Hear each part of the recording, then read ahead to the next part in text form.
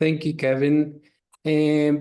First of all, thank you for being here. We are very glad to see you and very excited about HINAC6. This is the HIV is not a crime 6 Training Academy Request for Workshop Submissions webinar. Thank you to our amazing partners, Positive Women's Network, Transgender Law Center, and US PLHIV Caucus. Welcome, everyone. Good to see you. So now I'm going to pass it to the amazing North Carolina host committee, which will welcome you to the Raleigh for HINAC6 in North Carolina. Alicia Dix and Judy Montenegro.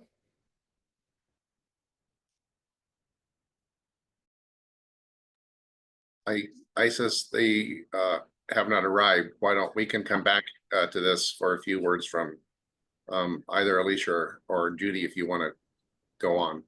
Let's go on.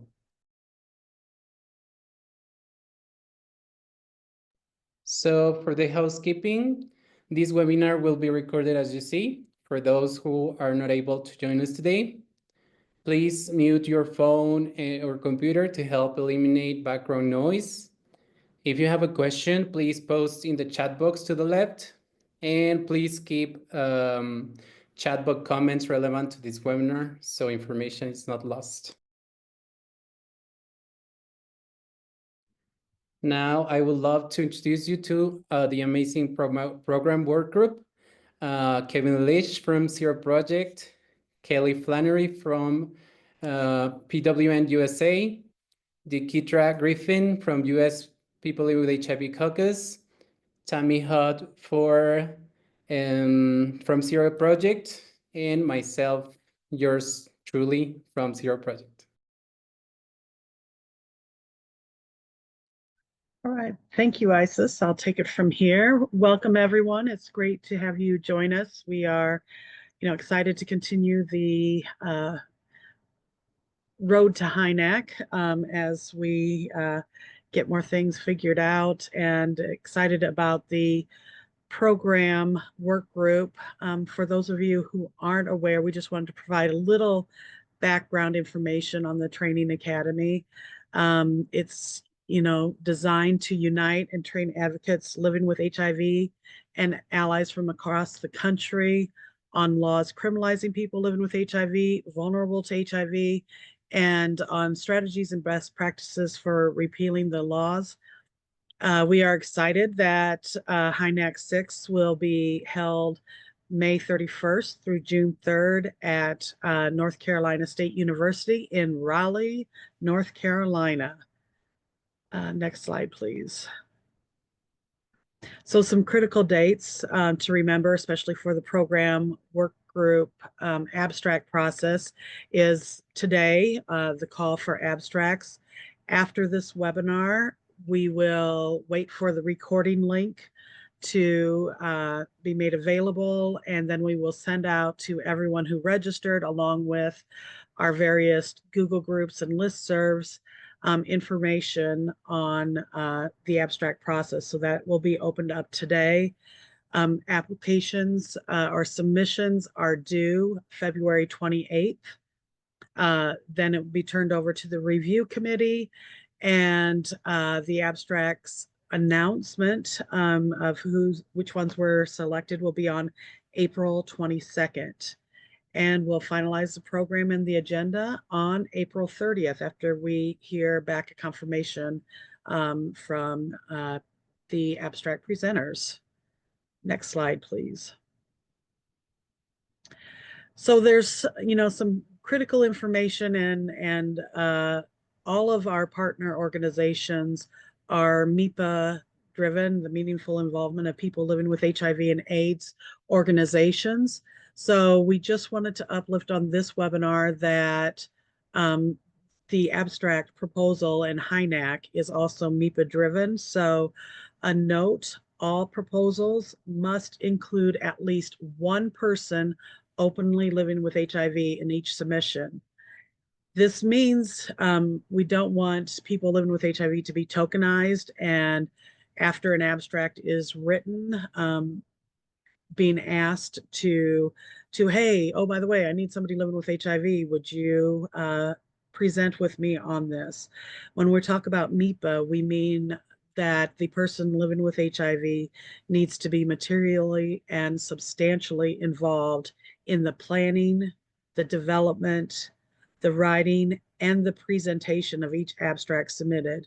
And this is something that, usually we can tell when MIPA is being centered in a proposal, but we want you to be aware that this is a priority for the partner organizations, and it has always been a guide star for HINAC, that it is uplifting people living with HIV and our allies who are so important, but created for and by people living with HIV.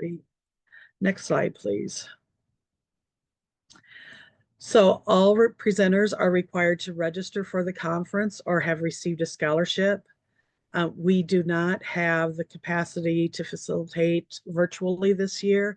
We are going to live stream plenaries. We have contracted with the university to ensure that the plenaries are live streamed, but the different workshops, we just don't have the staff, the capacity, or the funding to facilitate virtual presenters. So you must be able to attend the conference in order to be a presenter. And unfortunately, with our limited budget, we don't have funding to provide registration or travel for presenters. Now this year, we are offering a reduced registration fee for presenters after they are announced. There will be a link available for presenters at a reduced fee, but just to let people know, which is one reason why we did the scholarship process before the program process this year, because there was miscommunication in previous years. So those who received a scholarship have received that information since the first of the year. So we really encourage you, if you've received a scholarship, to submit an abstract, but then also just know if you haven't submitted or didn't receive a scholarship, you would need to register to be able to present in person at HINAC6. Next slide, and sorry, I don't remember. I think I passed to Kelly. Yes, thank you, Tammy. Hey everyone, Kelly Flannery, she, they pronounce, with PWN. And I'm going to be talking us through a little bit of what we're looking for in an abstract. And the reason that we wanted to really prioritize talking to you all about this is because, like, we have joked time and time again that HINAC needs to be like 2 weeks to a month long to really accommodate all of the brilliant and beautiful proposals that have been submitted and to make sure that folks can really hear that content. Unfortunately, that can't happen yet. So what that means is that we have to make really difficult selection decisions, and we have a lot of different considerations that we have to balance. And some of those considerations include our desire to really elevate diverse leadership, new organizations, and new voices into the mix at each training academy. And so I'm going to go over with you what are some of those considerations that are really going to weigh heavily in our minds as we're reviewing different proposals. Next slide, please. What are we looking for? We're looking for abstracts that are participatory. And so that means we're looking at things that are interactive, where there's going to be communication amongst different participants and between participants and presenters. If possible, we really love hands-on, engaging activities. We're looking for something that is timely. The landscape of HIV criminalization changes over time. So we're looking for proposals that really demonstrate an understanding of the current socio-political environment, especially in relationship to how our criminal legal system works, how mass incarceration works, how surveillance and policing work. We're also looking for something that's practical. When folks leave HINAC, one of the great things about it is that they go home and they have the tools to really start to fight to end HIV criminalization in their state. And so we're looking for proposals that provide participants with useful tools, including innovative new strategies, exemplary models, the best models out there, powerful narratives, and accessible artistic and cultural expressions. Next slide, please. We are looking for proposals that are intersectional. Now, intersectionality is a term that was coined by Kimberly Crenshaw. She is a pioneering scholar. She's a writer on civil rights, critical race theory, Black feminist legal theory, race, racism, and the law. And we're actually going to drop a link so that you can see an interview with Kimberly Crenshaw about what intersectionality means to her, as well as a video that goes over what intersectionality is. But what we mean by this is that we're looking for proposals that demonstrate an analysis of the complex ways that multiple systems of oppression, things like racism, anti-Blackness, xenophobia, misogyny, which is hatred of women, homophobia, transmissio, which is hatred of trans people, and classism, how these different kinds of oppressions are actually interconnected and overlapping, creating additional barriers for people who have multiple marginalized identities or multiple identities that are harmed by state violence. We're also looking for cross-movement organizing. We're looking for proposals that demonstrate considerations of and engagement with movements that are related to HIV criminalization, movements for bodily autonomy and ending mass incarceration, things like abolitionist movements, drug use decriminalization movements, economic justice, and the movement to decriminalize sex work. Next slide. We are hoping for presentations that show us intergenerational analysis.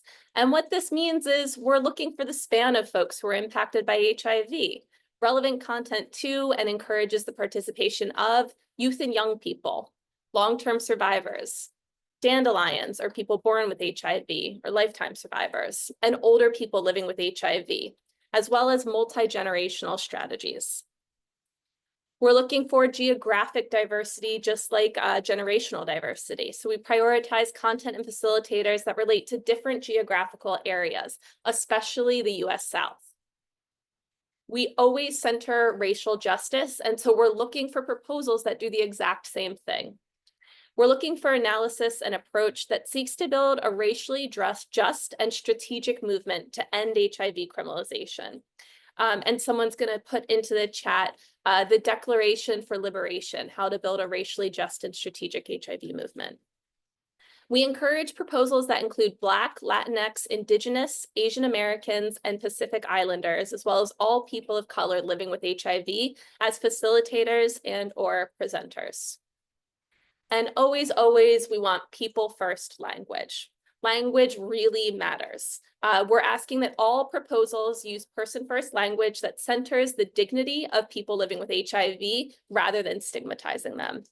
And again, someone will go ahead and drop a people-first language document that gives you some best practices, some of the ways that language has been used to harm and stigmatize people living with HIV, and alternatives that you can use to respect the dignity of people living with HIV.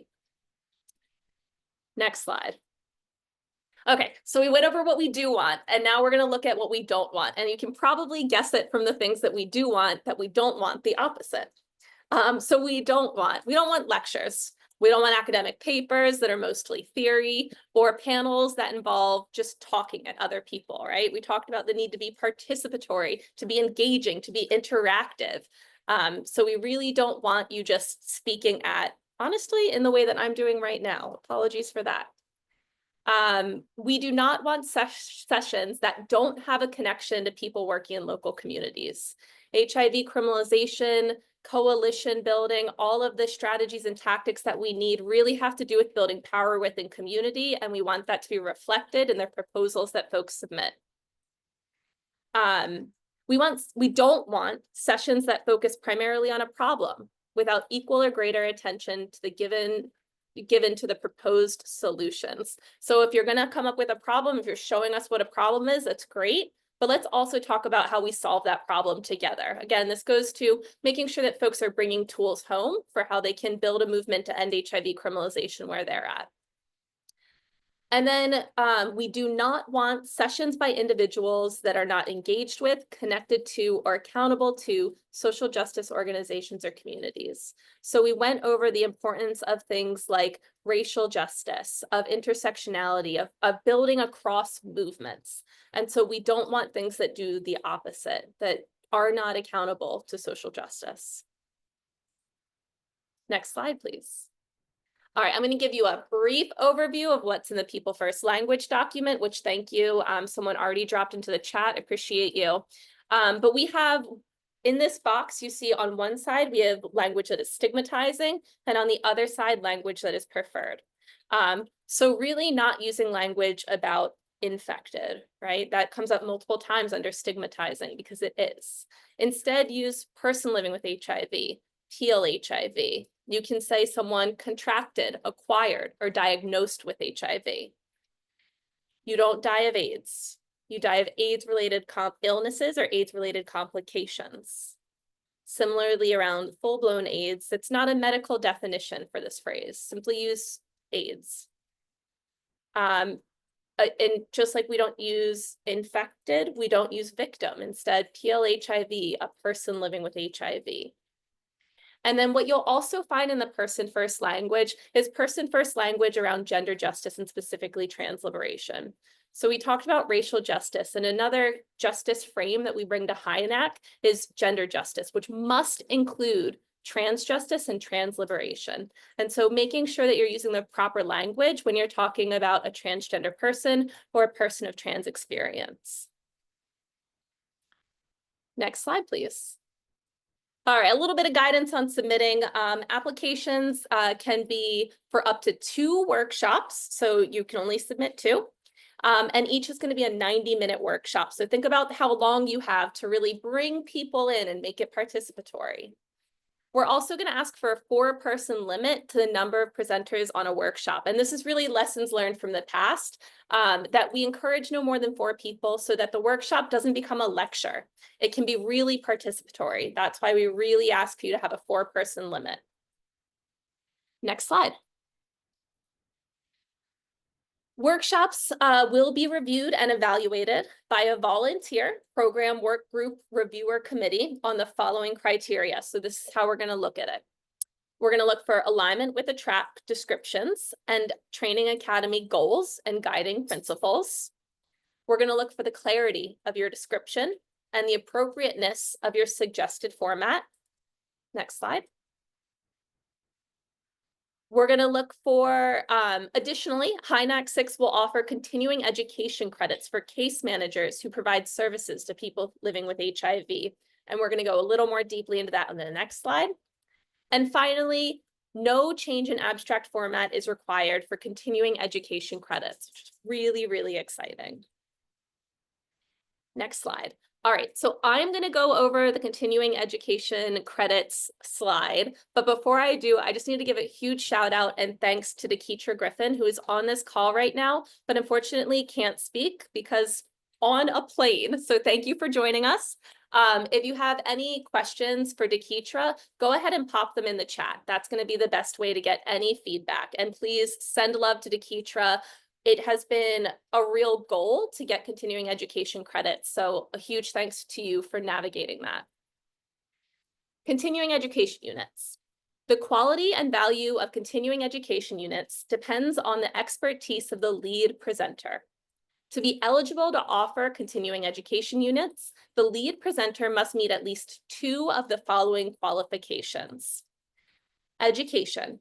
They must have a master's degree or higher in social work from a CSWE accredited program or graduate or professional degree in psychology, medicine, nursing, law, or a related field. They must have experience, at least 3 years of demonstrated personal experience or research in the course subject area. And finally, academic role. A current faculty member of an accredited undergraduate or graduate School of Social Work. So in order to receive a CEU credit for your proposal, you have to meet 2 of those 3 criteria: education, experience, academic role. And again, please drop any questions that you have into the chat. I am not qualified to answer them, but Deketra is. Next slide, please. Thank you. Workshop. Oops, nope. I am Ah. handing it over. Thank you. I'm sorry, Kelly. So now I'm going to show you about the workshops. We strongly encourage applicants to consider formats that engage participants rather than simply presenting information. In addition, the program committee will review overall workshop acceptances with an eye towards diversity of presenters, particularly in demographics, geography, skills, and expertise. Workshops will help advance informed and effective grassroots organizing and coalition building, providing participants with concrete tools and resources to work on state-level strategies when they return home. Next slide, please. So now we would like you to identify a track. There will be 4 tracks for submission. The first one is the effective and accountable leadership. The second one, it's rights, policy, and justice. The next one would be campaign planning, strategy, and messaging. And last but not least, core curriculum. This link should be dropped now on the chat, and it will be available after this in the presentation. Next slide, please. So the first one, the effective and accountable leadership, will be focus on building relevant and current leadership skills for an effective and intersectional movement to end criminalization. The submissions may include coalition building, development of individual leadership skills, or centering disproportionately impacted communities. Next one, please. The next one, second, would be the rights, policy, and justice. In this track, we will focus on policy issues and advocacy strategies relevant to disproportionately criminalized communities in the criminal legal system. The submission on issues specific to communities targeted by surveillance, policing, and incarceration due to race, gender identity, sexual orientation, substance use, immigration status, and other forms of discrimination are encouraged. Next slide, please. The third would be the campaign planning, strategy, and messaging. In this track, we'll provide the resources, tools, and skills advocates need to successfully develop and implement a state-level campaign to repeal or modernize criminalization laws. Submissions may focus on the nuts and bolts required for organizing, including messaging, research, and positioning, how to utilize research best to persuade media, policy leaders, and legislators, and the creation and execution of a campaign plan. And the last one, the core curriculum. In this track, we will focus on subjects, tools, and skills considered essential to work in coalitions to end HIV criminalization. In other words, core knowledge and resources, effective coalitions. Submissions considered may include coalition development and strengthening, how to develop intersectional coalitions that are working to end HIV, sex work and drug use criminalization, specific actions, lessons learned, or innovative approaches to change the narrative and ending HIV criminalization. And now I will pass it to Kevin. Thanks so much, Isis. So one exciting change for HINAC6 is we are going to be able to submit abstract submissions on Whova. And we're going to go ahead and drop the link to do that now, but the portal will not open until 9 p.m. this evening, and that's Eastern time. And the reason we're doing that is we want to make sure we're able to have the recording from this webinar and get it sent out so it's in your hands and the slides before the portal opens. But when you hit the link, this is what it's going to show you. This is the landing page. And so you'll know you're in the right places, and I tell you you're here for HIV is Not a Crime 6, call for abstracts. And I'm sorry, this is from a sample that I did, but it's going to show the submission date as today through February 28th. at 11:59 Eastern time. And if you hit it before 9, you're going to see this is brown and you can't hit start proposal. But once you at 9 o'clock sharp Eastern, it will be white and you'll be able to start a proposal. And a lot of the information, if you could scroll down here on this landing page that we're going over in the webinar, you can also find on the landing page. So once you hit start proposal, you can sign into Whova. And if you have presented before at HINAC6 when we were using Whova, we used Whova we used as many features as Whova as we could. And that included building bios and photos for speakers. And so if you happen to remember the email you used to log to register for HINAC6, and if you were an abstract presenter, if you remember those credentials, you can sign in using them, and the photo and the bio that you submitted for HINAC6 should automatically transfer over and pop into your abstract application for HINAC6 on Whova. If not, it will lead you through starting a Whova account and taking you through it step by step.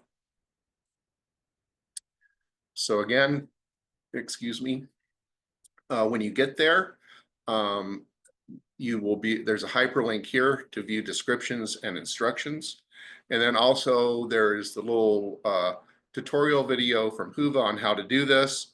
It was in the invitation to this webinar. It's the same when you've been watching. At any time you're working on your abstract, you can always click on that hyperlink and watch it again. Here's your information after you log into Whova. And of course, this is how I registered for HINAC6. I registered under my state coalition. And the next thing you're going to be able to choose is which of the 4 tracks you would like to choose. And you can choose multiple tracks. If you feel you have a submission that really does not fit in any one track, but possibly you feel it's core curriculum and effective and accountable leadership, please choose both. And we'll leave that up to you. So, all right. If you log in with again, just a reminder, if you log in with your previous HINAC6 login, your bio and your picture from your HINAC6 abstract should move forward, and you won't have to rebuild it in your abstract submission for HINAC6. But here is how this is the main presenter pages on Whova. You can see it's pretty simple: your name and address, your email address, the affiliation that you would like to list for your abstract submission, what your title is inside that affiliation. You can write a brief bio or change your bio if your other one pops up. There's a place to let us know what your personal website link is, your phone number, and then a profile picture. And I just grabbed the first picture that popped up. That one is a source subject, so I'm going to move on to the next slide because just looking at it makes me a little meh. Okay, so moving on. There are some questions for the main presenter to complete. And again, this goes back to what Kelly explained to you about if you'd like your submission to go into CEU. Here are the 3 questions that Kelly asked. Highest level of education, so you would answer that. Completed 3 years of postgraduate degree or 3 years of research experience. You can yes, no, or NA. You're not interested in getting CEUs. And the last one is a current faculty member of an accredited grad or undergrad social work school. Again, these are the first 2 are short answers. If you don't want your submission to be considered for CEU, for folks that need CEU, just type NA all the way down and choose the NA radio button. Here is, again, where you can, if you need to change, you can change the tracks. There's another place to make those choices here. You can type your title of your abstract. You can see there's 200 characters limit on this, and then a summary of what your abstract's about. And as you can see, there's 1,500 characters. Again, these are character maximums. It's not words. So yeah, brevity will always be your friend, as will bullet points.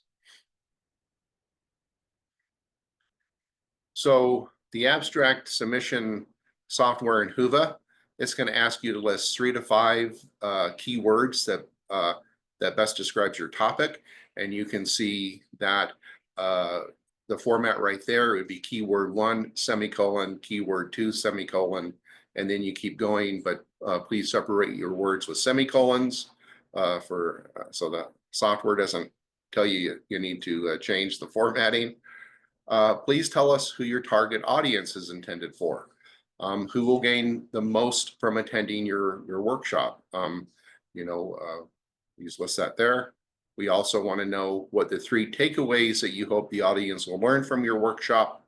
And again, you have 5,000 characters on the learning objectives and 500 characters on target audience. This is where the next section in Whova, you'll be able to add up to 3 speakers. And it will take you will need to have a lot of the same information from the main presenter slide that for your speakers. You'll need to have a bio for them and a photo. One thing that's nice about Whova is to submit an abstract, all speakers must have a photo and a bio to be able to hit the submit button. Format, this is where you can tell us how you envision your format, whether it's going to be a presentation style, it's interactive with role play exercises, it's plenty of opportunity for discussions. So again, you can refer back to the slides that Kelly took you through and tell us how you plan to involve the audience with your abstract. Here is where you can choose who the abstract is best suited for. Someone that's brand new to HIV crim work, someone that's been around for a little while, advanced workshops, or one that's appropriate for all levels of knowledge. And then here's the question, again, that refers back to the slide Tammy took us through. This submission has been materially and substantially involved people living with HIV. And the main presenter is going to verify that at least one presenter is or will be a person living with HIV.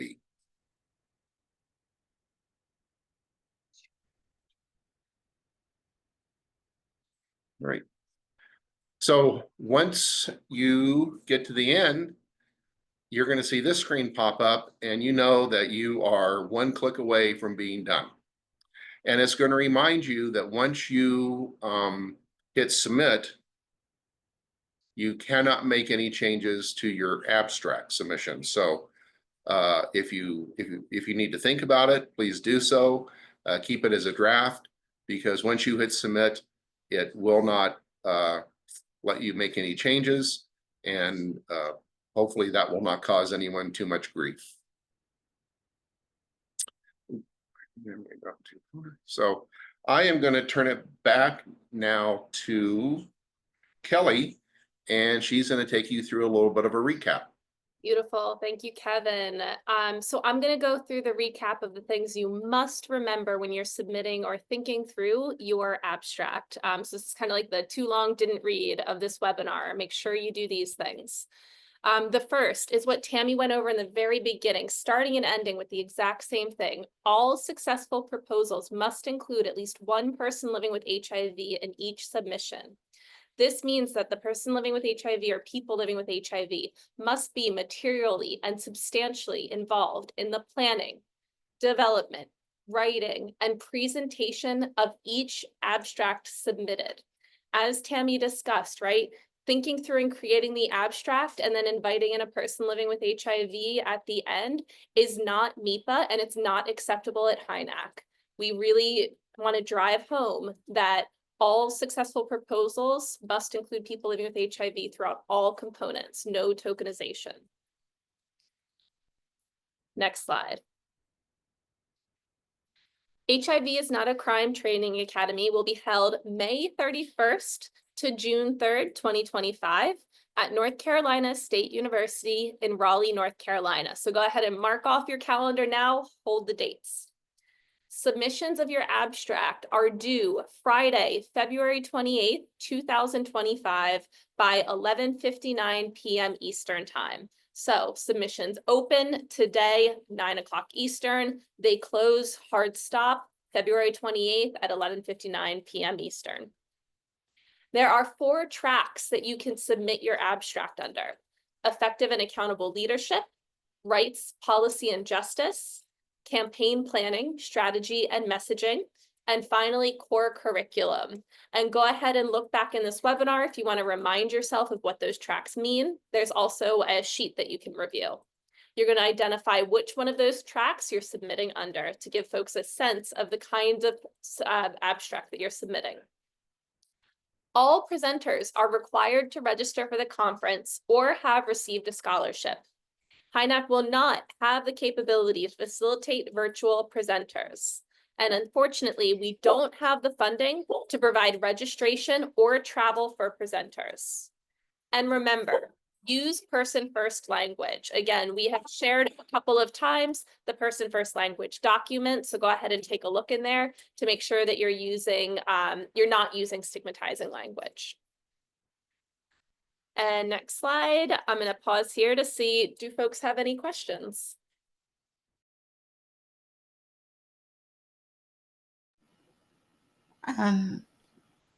Sorry, Tammy, go ahead.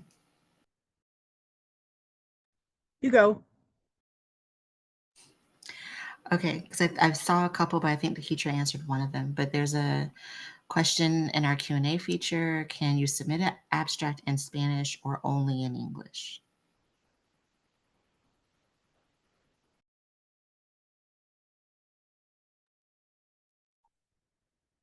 Well, at this time, we had a little bit of funding fall through, and we are still we're still looking for funding to bring the typical 5 folks from the LAC region. And so right now we do need the abstract submitted in English. And until you hear from us further, there may not be interpretation services at HINAC6 until we have identified a way to fund folks from the Latin America and Caribbean community that have been coming to HINAC since Alabama HINAC 2.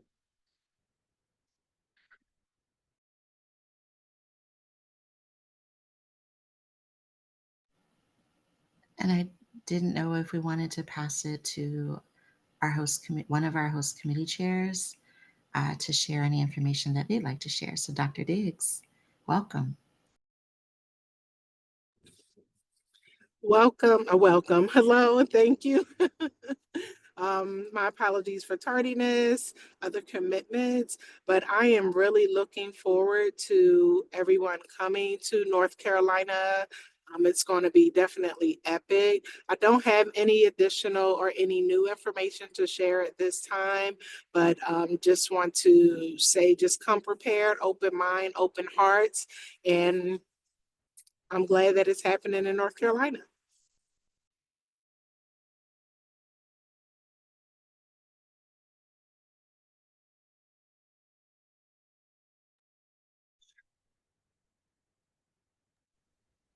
Melanie, I see you have your hand up.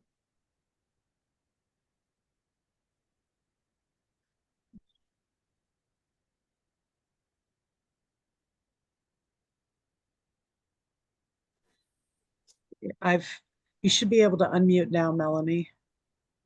Can you hear me? Yep. Okay.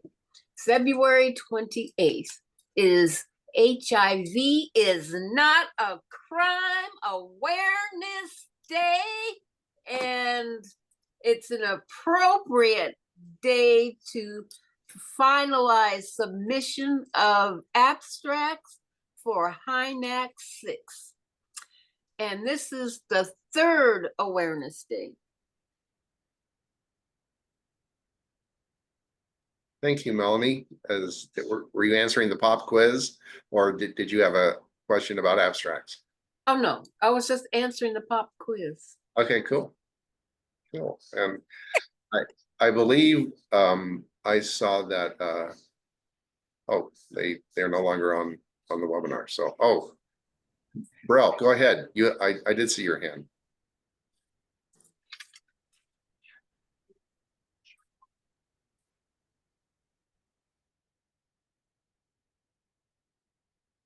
Brel, you should go ahead.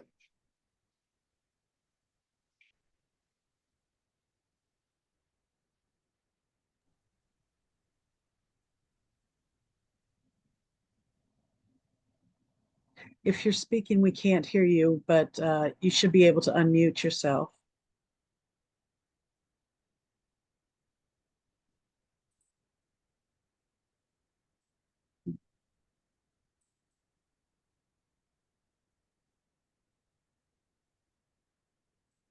Well, hold on a second. I'm pushing ask to unmute and it's not letting me do it. So let's give it a second for technology.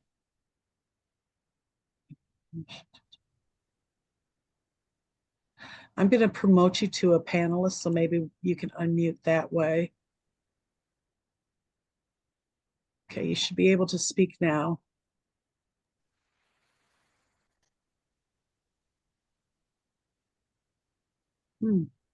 Unfortunately, I can't hear you.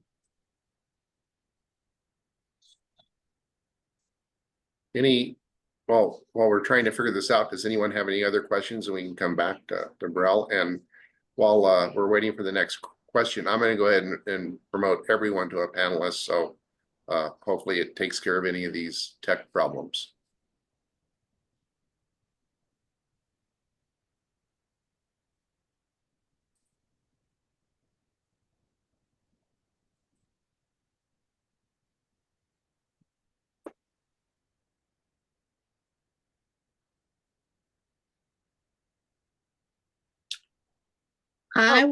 This is Olga.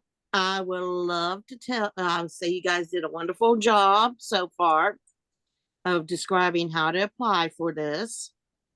Only question I got like on keywords, like maybe our keywords are like 2 words with that, or maybe 3 words, almost like a sentence. Will that count as a keyword?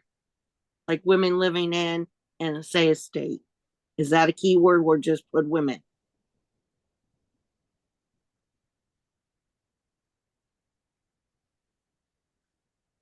I'm sorry, Olga, would you repeat that one more time? Yeah, like, like I'm not good with keywords and stuff like that. Like keyword will be like, could be like women living, but would I in a certain state, or can it be just women, the state, living with? Are those or which one's the better example keywords? I'm used to doing paragraphs.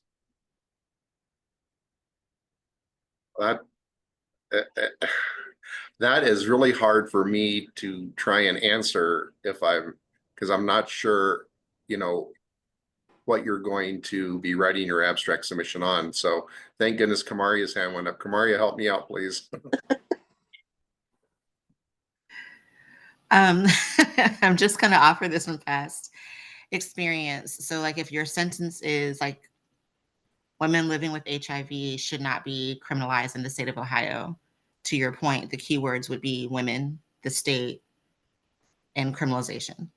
Okay. If you have like a limit of how many keywords, like it's the same thing you would do like if you had a Google search, you like, what is the main common thing you want pulled up? That's not a sentence. So you would take like your nouns, your person, your place, your thing would be your keywords that you would pull from a sentence. Okay. But I would also limit your keywords because if you put in too many, then it defeats the purpose of them being keywords. So I would do like 2 to 3. Okay, I hope that helped. that helps a lot. Much better than my answer. Yeah, because that format's a little bit different than what I'm used to seeing on other things. That's why I asked. And this is the place to ask them, no matter how silly they seem. Any other questions?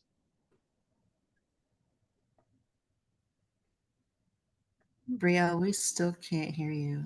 Yeah. We see you though. You look great. I know you're talking. We just can't hear you. Brielle, you can try and drop your question or comment in the chat. We might be able to grab it from there. I don't know why it's not working. Is it Now working? it is. No, I was saying I was trying to make sure my mic was working. That's what I was trying to ask. But now I see it wasn't working. But it's good to see everybody. Happy New Year's. Hey, Kelly. Hey, Brielle, it's great to see you. Thank you for being here.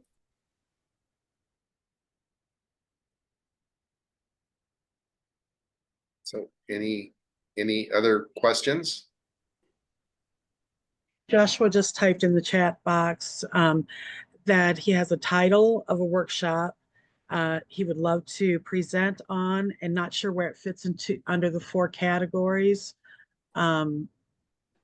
However, or can he share the title and maybe we can help figure out where it fits? And I would say yes, it would be best if we saw the whole presentation and not just the title, because sometimes titles, can be a little off. But if you share your thoughts, then we can help you identify which track would make sense.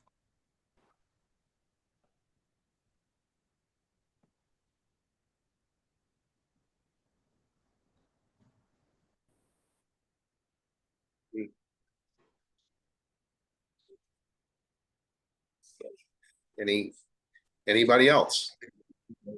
I was trying to get so I see what's wrong with some of it. You have to accept some permissions to get on. So that's what I had to do. Thank you for that, Tammy. Basically, what I wanted to, hey, Brielle, too. So good to see you, sister. I miss you. I miss all of y'all. One thing that I really wanted, this is my first time facilitating and presenting since I've jumped into the work. And I'm really passionate about it and really big on it. So, and I'm a part of HA, and I feel that this would be a great opportunity for me to jump into presenting. I wanted to share the title and some of the ideas. Is that okay with you guys? Or should I wait? I mean, I'm not really worried about no one taking it or whatever, because it's something I came up with, and I'm gonna try to partner with an organization to work with me. But it's more like a self-love type deal. The title is Working Through the Pain. Excuse me, I'm sorry. I'm coming over a sinus infection. Working Through the Pain. And it's basically for new advocates, people living with, to encourage them to work through to trust the process, to use the pain, or what we consider, the death wish, or, and that's probably not the word I should use, what we consider to be something bad, take it and turn it into something good, to not only advocate for yourself and to make yourself knowledgeable of everything that's going on, but also to become knowledge and power and love for others, to advocate for others, and it helps you to heal. So, that's one of the things that I've used in my personal life. It helps you heal, and it helps you become a leader in your community. But it also, like I said, the main thing is to help you heal and to use your voice and your lived experience to help others. So I just didn't know where that fit in. And the criminalization is a part of it, because in the state that we live in, it's really bad, as well as I've realized that in other states, it's really bad. So basically, the whole overview is to kind of encourage you to jump into the work, but not picking one avenue. Like I consider myself an independent advocate. Because I don't want to pick one avenue to stick under right now. I never realized before jumping into the work that there were so many avenues under the umbrella of ending the epidemic. Now that I have been in it for a year, so I realized that there are multiple avenues, and I want to be well-rounded enough to be able to send them where they need to go in the correct path. So that's kind of what this workshop is about. Thank you so much for sharing that, Joshua. And when you actually are able to open up the track description, we reached out to community and we have tweaked the track description for the first 5 HINACs to make sure that we are keeping community focused. And you will see that we have added quite a few references to self-care in the track description. So what I'm hearing is you have a possibly fairly strong abstract about self-care. And I think that needs to be, hopefully self-care is something people can work into any track for an abstract. But if you're not sure, I would always hedge my bet with the good old reliable core curriculum track.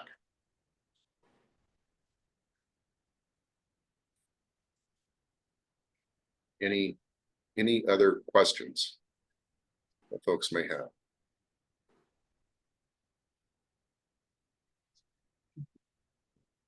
Let me reshare my screen and we get to do the fun part of talking about a few announcements.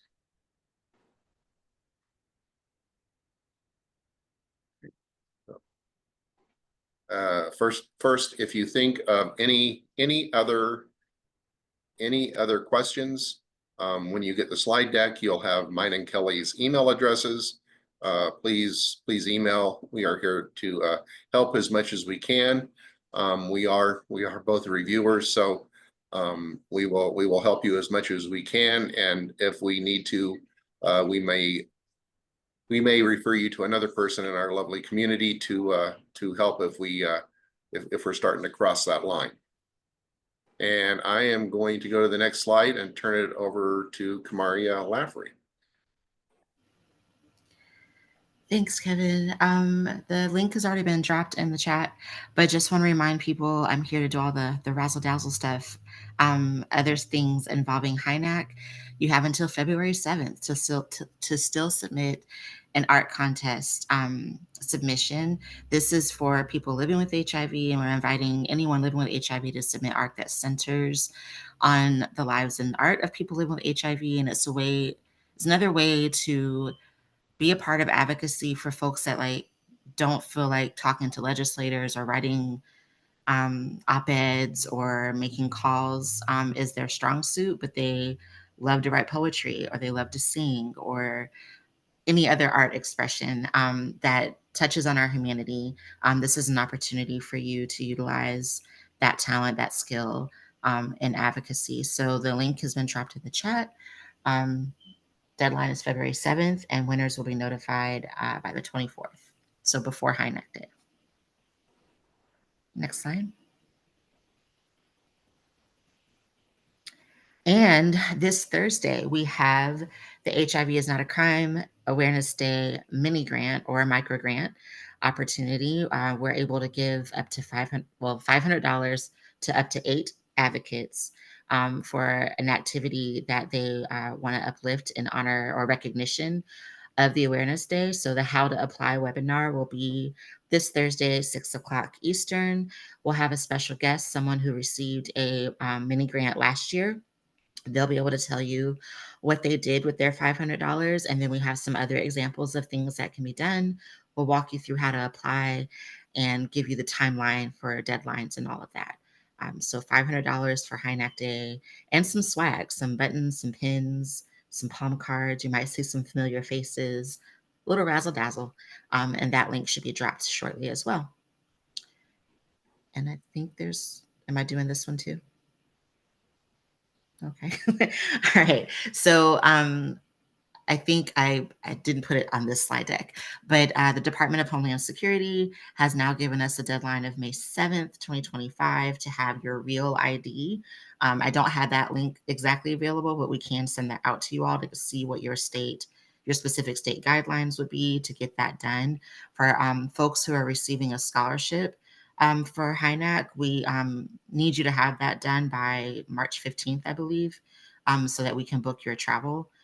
So if you are a recipient of a scholarship, that should be detailed out in a reminder email out to you all. So all of that needs to be done for everybody if you're going to be traveling, but specifically for our scholarship recipients, we need that done by March 15th. Next slide. Oh, yes, Tammy did add this in. Okay. I was like, I don't remember this one. Registration for HINAC6 is now open. So the link should be dropped to that. We are hosting HINAC6 through HUVA for all of our applications and registration and things of that nature. So take a look at that link and check out what the registration fees are. And if you have any questions, you can reach out to anyone on the Sero staff or the partner organizations. Next slide.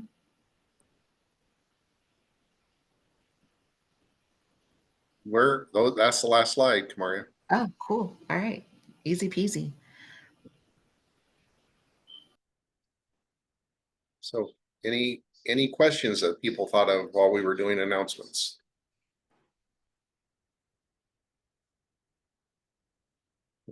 Then we will let you have nearly a whole half hour back.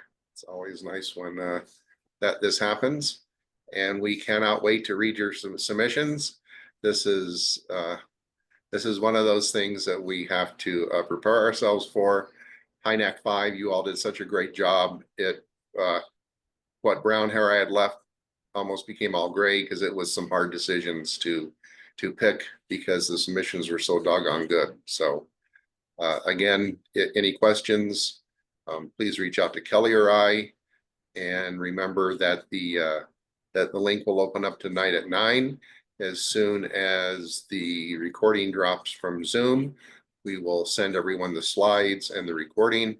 And we look forward to seeing you all soon in Raleigh. This campus is beautiful, and I think we're going to have another incredible HINAC.